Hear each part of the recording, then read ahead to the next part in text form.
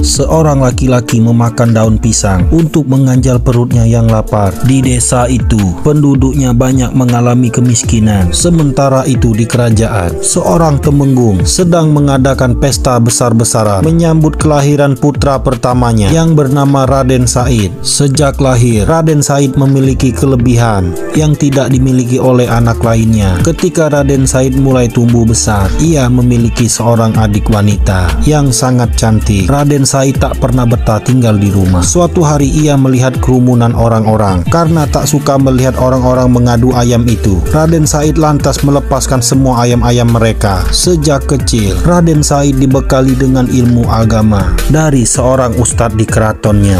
Para pejabat di desa itu selalu menyita hasil panen warga. Hal itu diketahui oleh Raden Said. Singkat cerita, Raden Said kini telah tumbuh dewasa. Namun seperti biasa, ia selalu berkeliling desa.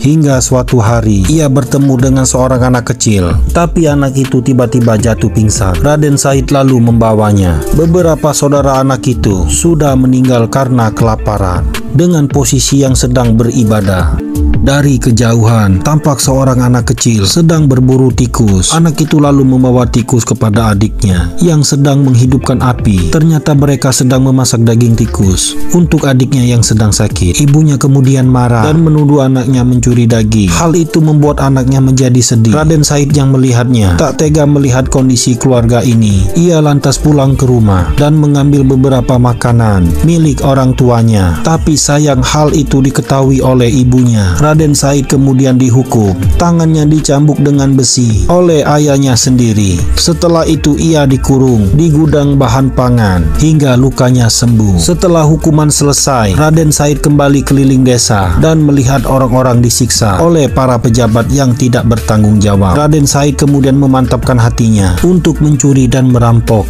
tempat-tempat perjudian. Suatu ketika seorang mengetahui bahwa itu adalah Raden Said yang telah mencuri. Hasil curian itu diberikan kepada orang-orang yang tidak mampu. Suatu malam, seseorang menyamar sebagai Raden Said lalu memperkaos seorang janda. Penduduk beramai-ramai menangkap Raden Said. Mengetahui semua itu, ibunya sangat kecewa lalu mengusir Raden Said dari keraton. Raden Said lantas pergi berkelana. Dalam kelananya, Raden Said bertemu dengan seorang kakek tua berjubah putih. Raden Said lantas mendekati kakek itu dan merebut tongkatnya.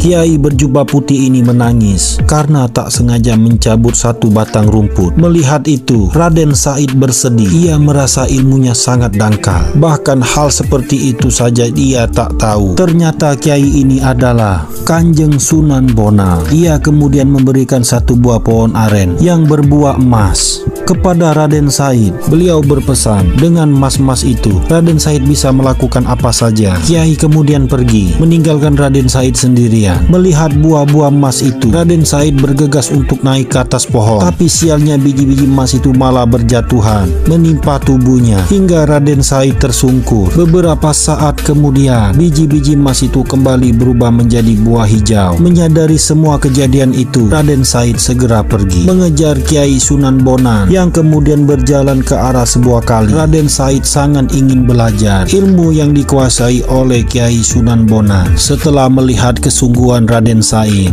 Kiai merasa kasihan. Ia lantas berjalan ke pinggir kali lalu menancapkan tongkatnya, kemudian berpesan kepada Raden Said, jagalah tongkat ini hingga aku datang kembali mengambilnya. Kiai Sunan Bonang kemudian pergi meninggalkan tongkatnya. Raden Said sedang menjaga tongkat milik gurunya Sunan Bonang. Semakin ia melihat tongkat itu, emas di tongkat itu semakin bertambah. Tak lama kemudian tongkat itu berubah menjadi ular. Ular itu kemudian melata mengelilingi tubuh Raden Said. Orang-orang yang melintas di sungai itu sudah terbiasa melihat Raden Said sedang bertapa. Mereka menjulukinya sebagai pria penjaga sungai. Suatu hari badai datang, namun tak menggoyahkan sedikit pun keimanan Raden Said. Bahkan ketika air sungai meluap, Raden Said pun terlihat tetap tenang hingga Kiai Sunan Bonang akhirnya datang dan melihat kegigihan Raden Said. Kiai lantas mengambil tongkatnya lalu membersihkan lumut yang tumbuh di wajah Raden Said. Setelah itu beliau mengumandangkan azan, dan saat itulah Raden Said akhirnya tersadar. Ia telah berhasil menjalankan tapa panjangnya. Setelah itu Raden Said dibawa ke padepokan. Ia lalu diberi setumpuk buku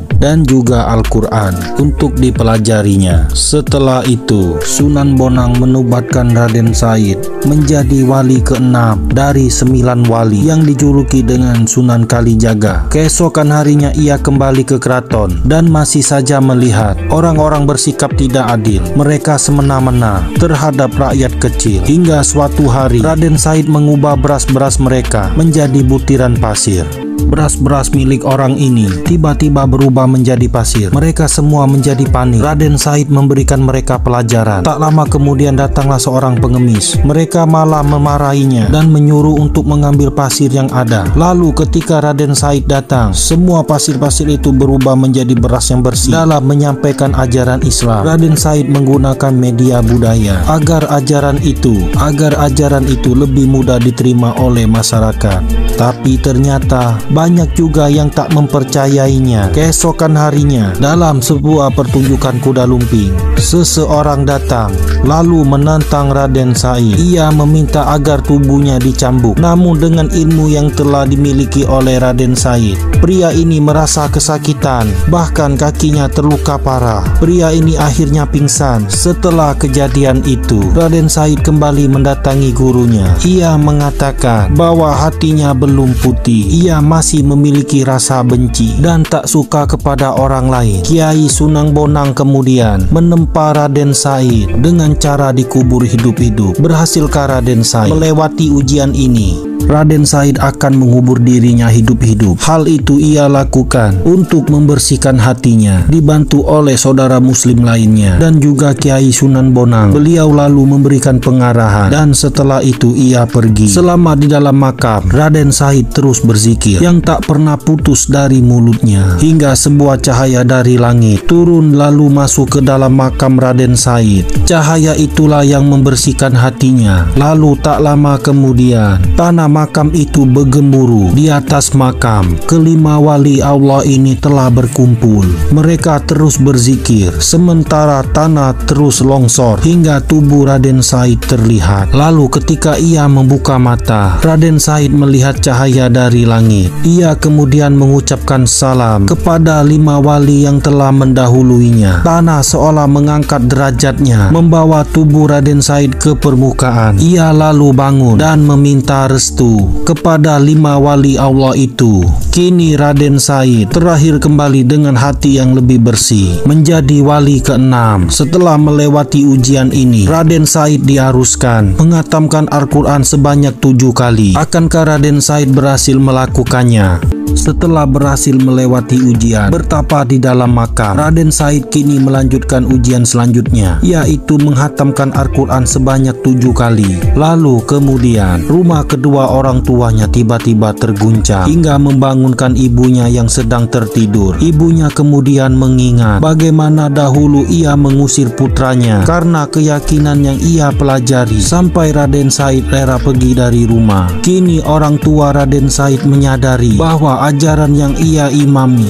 adalah ajaran yang benar. Mereka kemudian percaya kepada kitab Allah, yaitu Al-Quran. Kini tugas Raden Said semakin besar. Ia harus menghadapi sekelompok orang-orang yang tidak memiliki agama. Mereka lebih percaya kepada kekuatan gaib, menyembah jin dan sebagainya, serta memberikan mereka wadah makhluk halus bersembayam. Dan Raden Said akan terus berkeliling menyebarkan ajaran Islam melalui budaya-budaya yang ada. Seiring berjalannya waktu, pengikut agama Islam terus bertambah dan film pun selesai.